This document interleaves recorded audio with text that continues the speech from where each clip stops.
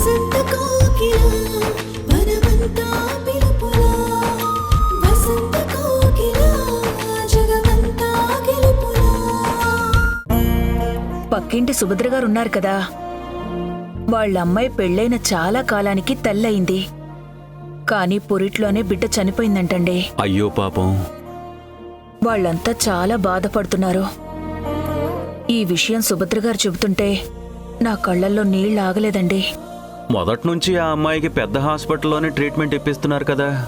అవునండి, ఆయుష్ లేనప్పుడు ఏ హాస్పిటల్ అయితే ఏంటిలేండి.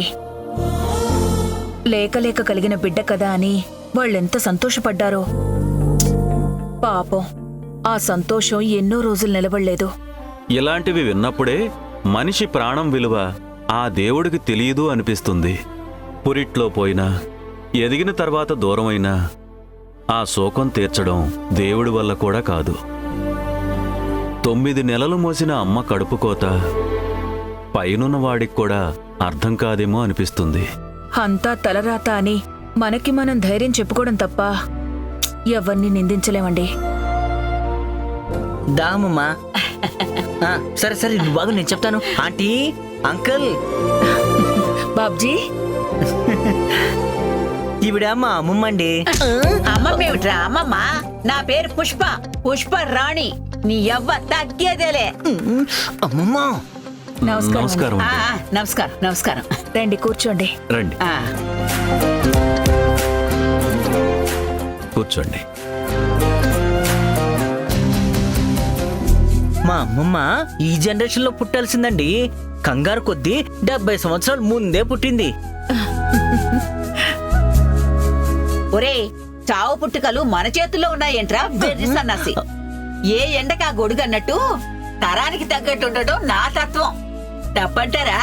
అస్సలు కాదండి, మీలా ఉండటం ఎవ్వరి వల్ల కాదు. ఏం లక్ష్మి? అవునండి, మిమ్మల్ని చూస్తుంటే చాలా ముచ్చటగా ఉంది. నాకు మాత్రం మిమ్మల్ని మీ ఇంటిని చూస్తుంటే అరుపులు కేకలు గోల నుంచి గుళ్ళోకొచ్చినట్టు చాలా ప్రశాంతంగా ఉంది. ఆది దంపతుల్లా మీ జంట మిమ్మల్ని చూస్తుంటే చాలా ముచ్చటగా ఉన్నారు. మా అమ్మమ్మకి ఇంట్లో చాలా బోర్ కొడుతుందండి. ఎక్కడికైనా తీసుకెళ్ళమంటే మీ ఇంటికి తీసుకొచ్చాను. మీరు కాఫీ తాగుతారా, టీ తాగుతారా? ఏదైనా పర్వాలేదమ్మా, కొంచెం పంచదార మాత్రం ఎక్కువే. సరేనండి. ఆంటీ, మీరుండండి, నేను పెడతాను. నువ్వు కూర్చోరా బాబ్జీ. ఇంట్లోనూ నీ కాఫీయే తాగి ఇక్కడ కూడా అదే తాగమంటావా? వెళ్ళమ్మా, మంచి కాఫీ తీసుకురా. అలాగే. ఇదేనండి మా బాబ్జీ గారి సమస్య. ఈ అతి మంచితనం వల్లే అన్నీ నెత్తి మీదకి తెచ్చుకుంటాడు, మర్యాద దూరం చేసుకుంటాడు. అలా అని కాదు, కానీ బాబ్జీ మా ఇంట్లో మనిషి అని మేము అనుకుంటాం. ఆ చనువుతోనే అలా అన్నాడు. అందరికీ మీలా అర్థం చేసుకునే గుణం ఉండాలి కదండి. మా బాబ్జీ మీ కుటుంబం గురించి, సంజయ్ గురించి అన్ని విషయాలు చెప్పాడు. అలాంటి కోడలు దొరకడం ఎంత అదృష్టమో. కోడల్ని కూతురుగా ఆదరించడం మీ గొప్పతనం. మీ అమ్మాయికి మీ ప్రేమే శ్రీరామ రక్ష. ఎలాంటి కష్టాలున్నా దూరమై సంతోషం ఎప్పుడు నీడలా మీ వెంటే ఉంటుంది. అంతా మీలాంటి పెద్దల ఆశీర్వాదం అండి.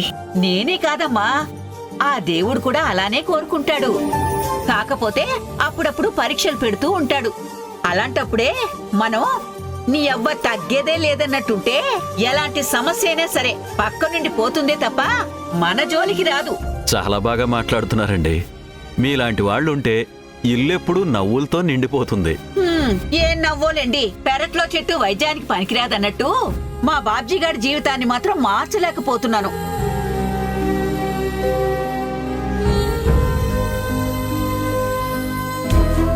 పేరుకి బావా మదర్లే గాని కొంచెం కూడా సఖ్యత లేదంటే నమ్మండి.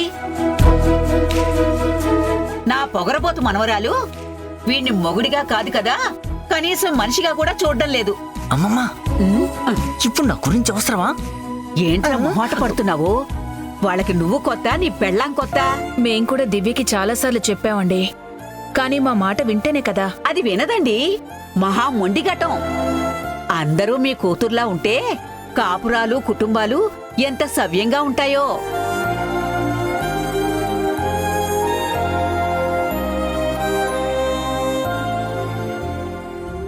బాబ్జీ. ఆ, హాయ్ సంధ్య గారు. అమ్మమ్మ, సంధ్య గారంటే తనే. తప్ప ఎంత చక్కగా ఉన్నావమ్మా. లక్ష్మి కళ ఉట్టి పడుతుంది నిన్ను చూస్తుంటే. చూపే బంగారమాయేనే శ్రీవల్లి అని పాట కూడా పాడాలనిపిస్తుంది. ఇదిగో మీ అమ్మాయికి రోజు దిష్టి తీయమ్మా.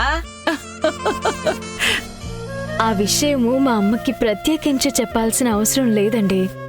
దేవుడికి దండం పెట్టుకోవడమైనా మర్చిపోతుందేమో గాని నాకు దిష్టి తీయడం మాత్రం మానదు.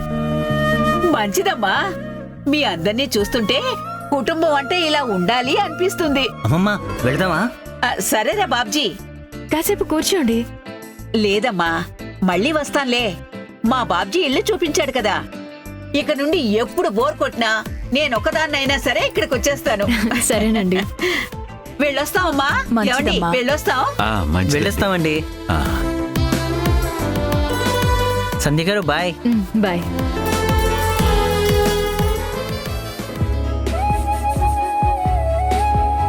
చాలా సరదా మనిషిలా ఉన్నారు.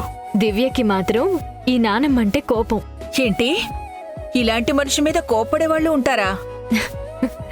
అంటే దానికి ఇష్టం లేకుండా పెళ్లి చేశారని కోపం. వీళ్ళిద్దరినీ కలపడానికి ఈవిడ ఊరు నుంచి వచ్చిందని చెప్పింది.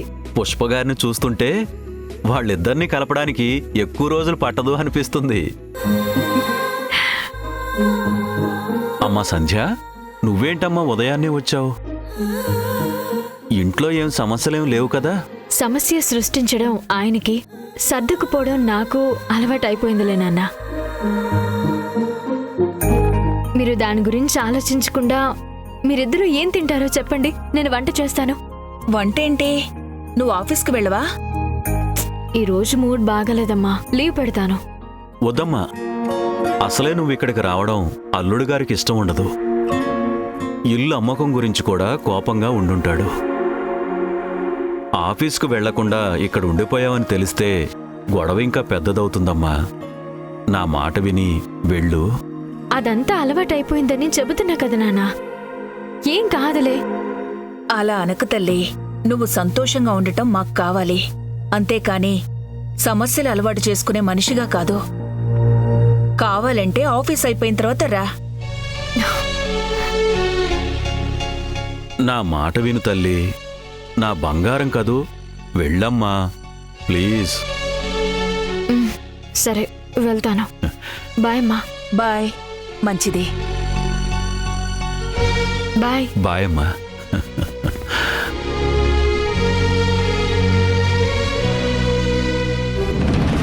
సంజయ్ జీవితం గురించి ఎన్నో ఊహించుకున్నాం.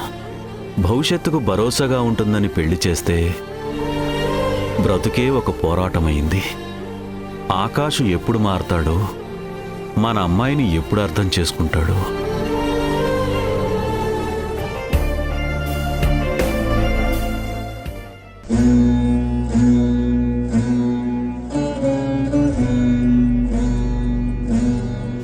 నా తాగుడికి వాగుడికి కారణం నువ్వే.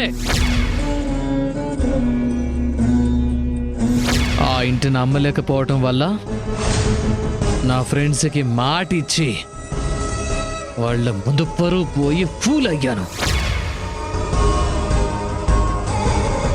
సంధ్య, మా నాన్నమ్మని మీట్ అయ్యావా? ఆవిడ మాత్రం నిన్ను చూసి చాలా ఇంప్రెస్ అయిందంట కదా. కోడలంటే ఇలా ఉండాలని రకరకాల కోతలు కూసిందంట కదా. సంధ్య, నేను నీతోనే మాట్లాడుతున్నాను, వినిపిస్తుందా? వింటున్నాను. ఏమైందే నీకు? ఎందుకు ఇలా ఉన్నావు? నా చుట్టూ ఏం జరుగుతుందో, నేనేం చేస్తున్నానో నాకేం అర్థం కావడం లేదు దివ్య.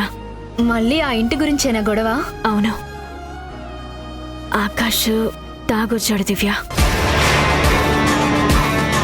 ఏంటి, బాస్కి ఈ అలవాటు కూడా ఉందా?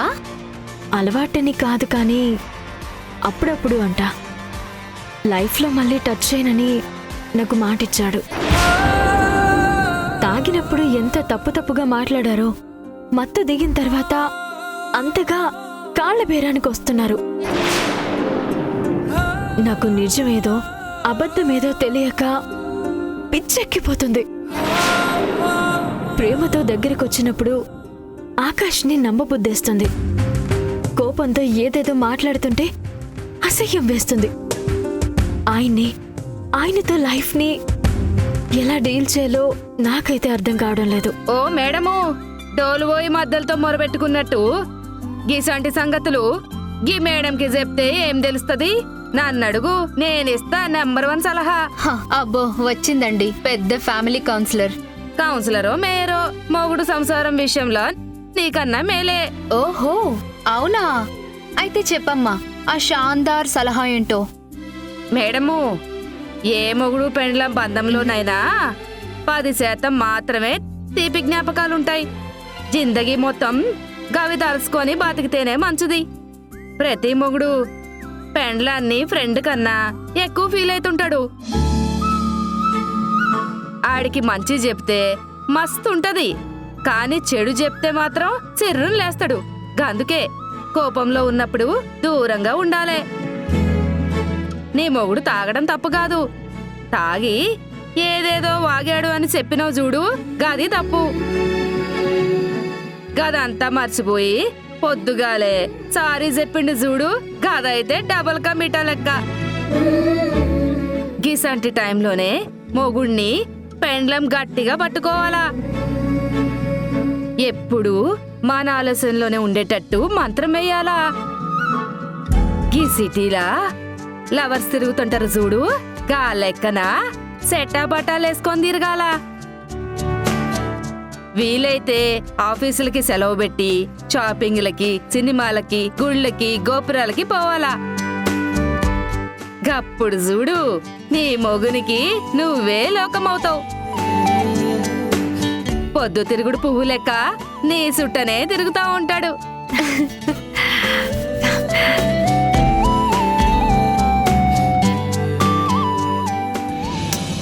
నువ్వు జనరల్గా బట్టని ఎలా అట్రాక్ట్ చేసుకోవాలో చెప్పావు, కానీ ఆకాష్ అందరిలాంటివాడు కాదు. అతను ఇలాంటి వాటికి అంత సులువుగా ఇంప్రెస్ అవ్వడు. ప్రయత్నించకుండానే నో చెప్పడం ఎందుకు సంధ్య? నాకైతే దుర్గ చెప్పిన సలహా బాగానే వర్కౌట్ అవుతుందనిపిస్తుంది. ఒకసారి ట్రై చేసి చూడు. ఎప్పుడు లీవ్ పెట్టి మీ అమ్మా నాన్న ఇంటికెళ్తావు కదా, ఈరోజు పర్మిషన్ తీసుకుని మీ ఇంటికెళ్ళు. సరదాగా అలా తిరుగుదామని చెప్పు. కన్ఫామ్ గా ఆకాష్ ఇంప్రెస్ అవుతాడు. ఇగో మేడము, ఈ సలహా నువ్వు ఖచ్చితంగా ఎనిదీరాలా. ఎందుకంటే మొట్టమొదటిసారి మీ దోస్తు కూడా నా మాట మెచ్చుకుని మాట్లాడింది. సంజయ్కి మంచి జరిగితే అంతకన్నా ఏం కావాలి దుర్గా, అందుకే అలా అన్నాను. నేను చెప్పేటి మాటలు గా మేడంకే కాదు, నువ్వు కూడా వినొచ్చు, చెయ్యొచ్చు. నాకెందుకు, నేను బాగానే ఉన్నాను. ఈ మాట మా బాబ్జీ సార్ చెప్తేనే నేను నమ్ముతాను. నా గురించి వాడెందుకు చెప్తాడు? వాడు వీడు రా ఒరే ఏ రోజైనా నీ మొగుడికి గౌరవం ఇచ్చినావా? వాడు నా మొగుడు కాకముందు బావ, అందుకే రెస్పెక్ట్ ఉండదు. అయినా ఇప్పుడు ప్రాబ్లం సంధ్యది, నువ్వేంటి నా మీద పడుతున్నావు? సంధ్య మేడము మంచి కోసం నువ్వెట్లా కోరుకుంటున్నావో బాబ్జీ సార్ గురించి కూడా నేను గట్లనే అనుకుంటున్నా. మంచి చెప్పినా ఇనకపోతే నీ కర్మ. నా కర్మ కాదు, బాబ్జీ గాడి తలరాత. నువ్వు మారవు. ఎస్, నేనింతే. సంధ్య, ఇప్పుడు నా గురించి ఎందుకు గాని నువ్వు తొందరగా ఎండీ దగ్గర పర్మిషన్ తీసుకొని ఇంటికెళ్ళు. సరే, ప్రేమగా ఫస్ట్ టైం ఆకాష్తో బయటికి వెళ్ళడం కాబట్టి గుడికి రమ్మని అడుగుతాను. Good, all the best. Thank you Divya.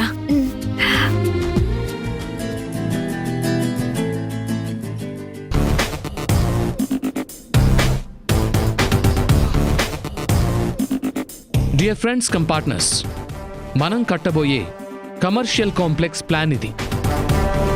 So basement +2 parking, first floor మొత్తం సూపర్ మార్కెట్,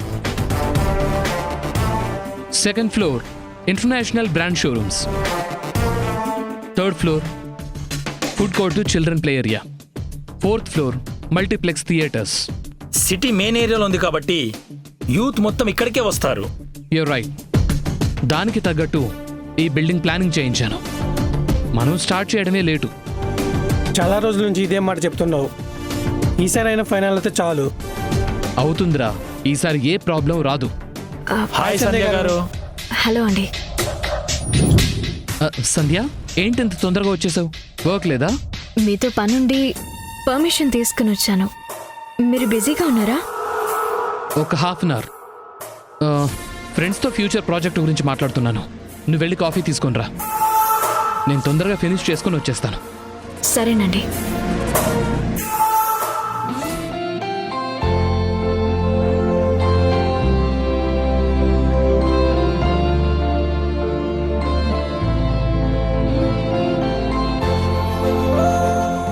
ప్రాజెక్ట్ ప్లాన్ అంతా పర్ఫెక్ట్గా ఉందిరా. మరి పర్మిషన్ సంగతి ఏంటి? డబ్బులుంటే పనులు జరగటం, పర్మిషన్లు దొరకడం పెద్ద కష్టమేం కాదు కదా.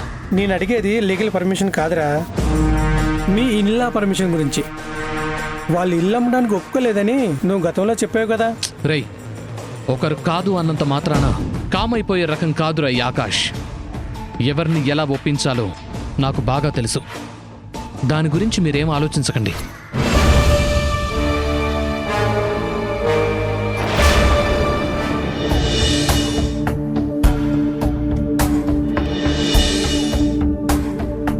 ఈసారి అంతా అనుకున్నట్టు జరిగి ప్రాజెక్ట్ వరకు ముందు కదిలితే హ్యాపీరా.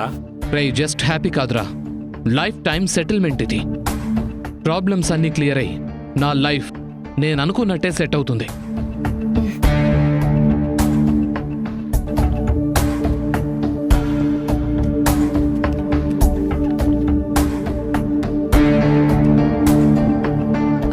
మీరు మాట్లాడుకునేది ఏ ప్రాజెక్ట్ గురించి? అదేనండి, జూబ్లీహిల్స్ లో.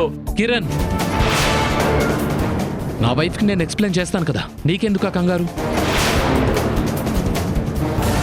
సంధ్య, జూబ్లీహిల్ ప్లాజా అని ముంబైలో ఒక ప్రాజెక్ట్ స్టార్ట్ చేస్తున్నాం. దాని గురించే మాట్లాడుకుంటున్నాం. ఏంటి, ముంబైలోనా? అవును సంధ్య గారు, వేరే స్టేట్లో ఫస్ట్ టైం చేస్తున్న ప్రాజెక్ట్ ఇది. చాలా ప్రెస్టీజియస్ ప్రాజెక్టు. దీనికోసం చాలా రోజుల నుంచి కష్టపడుతున్నాం.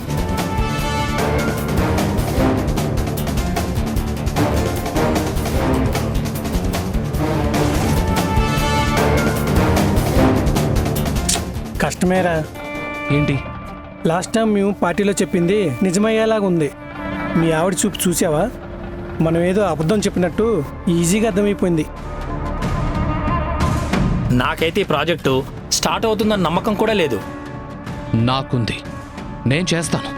ఏం చేస్తావురా? చెప్పను, చేసి చూపిస్తాను. Just wait and watch. నిన్నే నమ్ముకున్నాం, ఆ నమ్మకం ఫెయిల్ అవ్వకుండా చూసుకో.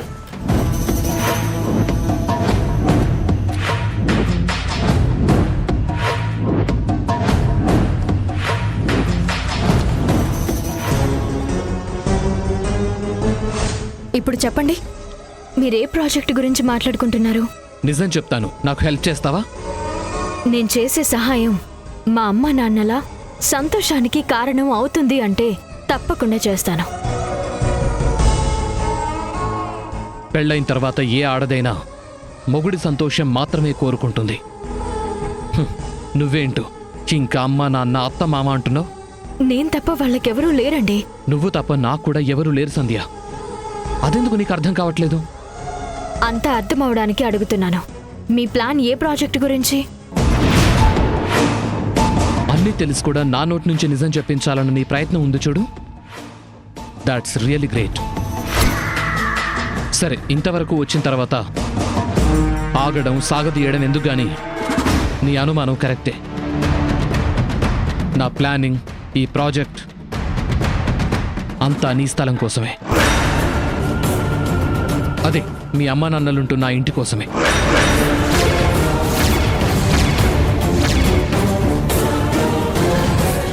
ఎన్నిసార్లు చెప్పినా మీరెందుకండి మళ్ళీ మళ్ళీ ఆ స్థలం కోసమే ఆరాటపడుతున్నారు? ఇది ఆరాటం కాదు, పరువు కోసం పోరాటం. ఫ్రెండ్స్కి మాటిచ్చిన తర్వాత తగ్గితే జన్మలో వాళ్ల ముందు నేను తలెత్తుకోలేను. మీ పరువు కోసం మా అమ్మా నాన్నలని నిలువ నీడ లేకుండా చేస్తారా? సిల్లిగా మాట్లాడక సంధ్య. ఇంత విశాల ప్రపంచంలో మీ అమ్మా నాన్న నిలబడ్డానికి 6x6 12 అడుగుల స్థలం దొరకదా? ఒకవేళ నువ్వు డౌట్ పడ్డట్టే దొరకలేది అనుకో. ఎన్ని ఓల్డేజ్ హోమ్స్ ఉన్నాయి? సరే అది కూడా వద్దనుకుంటే ఎక్కడో ఒక చోట ఏదో ఒక మూల చిన్న ఇల్లు తీసి ఇచ్చేద్దాం. అసలు ఏమనుకుంటున్నారండి మీరు? వాళ్ళంటే మీకు మరీ అంత చులకనగా ఉందా? ఈరోజు నేను ప్రాణాలతో ఉండడానికి, మనకి పెళ్ళవ్వడానికి అన్నింటికీ వాళ్లే కారణం. అలాంటి వాళ్ల మీద గౌరవం మర్యాద లేకుండా ఇలా మాట్లాడడానికి మీకు నోరెలా వచ్చింది? నా ఆలోచనలన్నీ నీకెప్పటికీ అందవు, అర్థం కావు. బట్ ఒక్క విషయం మాత్రం గుర్తుపెట్టుకో, నాకు నువ్వు కావాలి, నీ స్థలము కావాలి. నీ అమ్మా నాన్న నాకు అవసరం లేదు.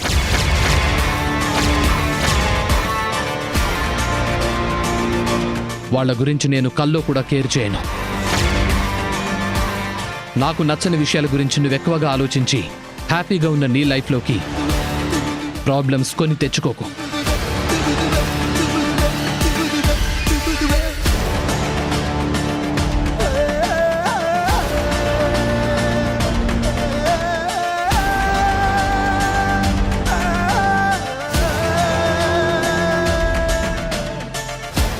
రేపు నాకు లీవ్ కావాలి, అది అడగడానికే కాల్ చేశాను. ఏమ్మా, రేపేదైనా పనుందా? పని కాదు సార్, మా నాన్న పుట్టినరోజు. రేపంతా వాళ్ళతోనే గడపాలనుకుంటున్నాను. ఆ ఇంటికి వెళ్ళడానికి వీల్లేదు. లేదు, నేను వెళ్ళాలి, ఖచ్చితంగా వెళ్తాను. నేను ఒప్పుకోను. ఇది నా పర్సనల్, మీ అనుమతి నాకు అవసరం లేదు.